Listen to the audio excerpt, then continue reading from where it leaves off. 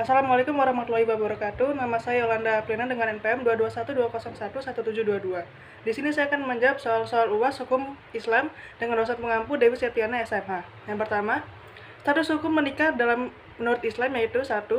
Hukum nikah menjadi wajib bagi seorang yang takut terjerumus ke dalam perbuatan zina jika ia tidak menikah. Yang kedua, hukum nikah menjadi sunnah ketika seseorang memiliki syahwat yang tinggi dan takut terjerumus dalam perbuatan zina. Yang ketiga, hukum nikah menjadi makruh.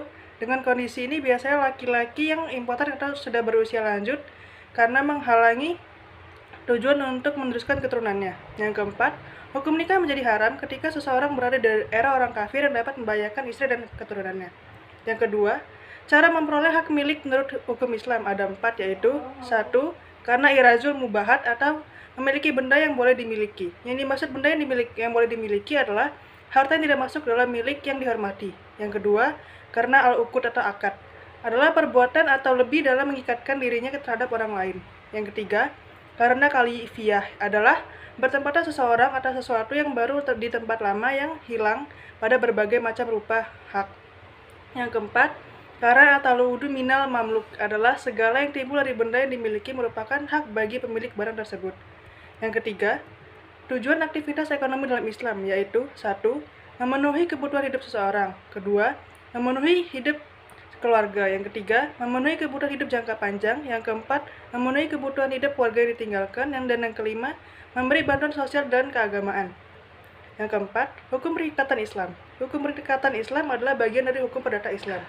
Dalam hukum perikatan Islam, ada 5 asas yang harus ada dalam perikatan. Yang pertama, asas kebebasan, asas persamaan dan kesetaraan, asas keadilan, asas kerelaan, asas satulis, dan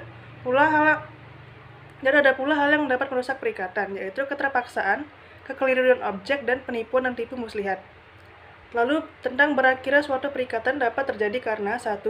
Telah terpenuhnya suatu tujuan perikatan. Yang kedua, berakhir karena adanya pembatalan. Yang ketiga, putus demi hukum. 4. Karena kematian. Dan 5. Tidak ada persetujuan. Soal terakhir, hukum perceraian menurut Islam. Hukum perceraian menurut Islam adalah tidak terlalu diatur dalam Al-Quran, di mana dalam Al-Quran tidak terdapat ayat yang menyuruh atau melarang perceraian. Dalam Al-Quran hanya terdapat ayat-ayat yang mengatur tentang talak. Lalu akibat perceraian dalam hukum Islam yang pertama, akibat terhadap anak dan istri, di mana bapak dan ibu tetap berkewajiban untuk memelihara kebutuhan anak dan ayah yang bertanggung jawab atas biaya pendidikan. Yang kedua, akibat terhadap harta perkawinan, yaitu dalam Islam mengenal harta bersama yang disebut dengan harta gonogini, yang dimana bekas suami maupun bekas istri mendapatkan harta yang adil yaitu separuh-separuh. Demikian jawaban dari saya, terima kasih.